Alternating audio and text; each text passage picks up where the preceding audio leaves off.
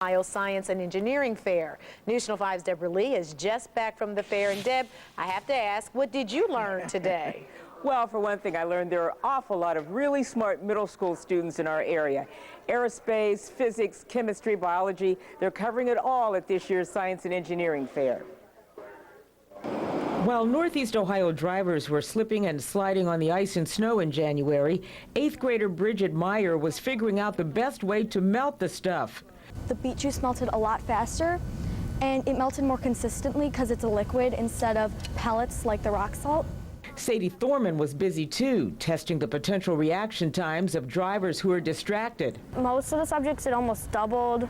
Some of them it did triple with distractions. And Adam Sharp figured out how feathers affect the flight pattern of an arrow. When there were no veins, it was the accuracy completely dropped. They're among the Cleveland area's brightest young scientists entering the Northeast Ohio Science and Engineering Fair, which opens Tuesday.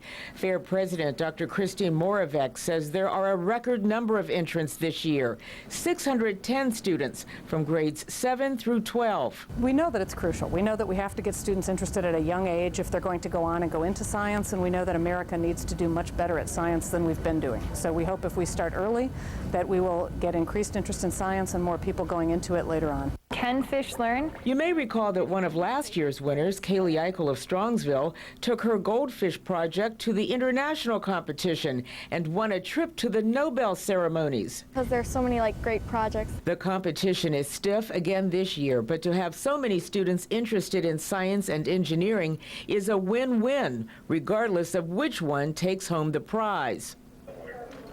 And the science fair is open to the public tomorrow from 6:30 to 9 p.m. and Thursday from 3:30 to 6 at John Carroll University. Deborah Lee, News Channel 5. Thank you very much.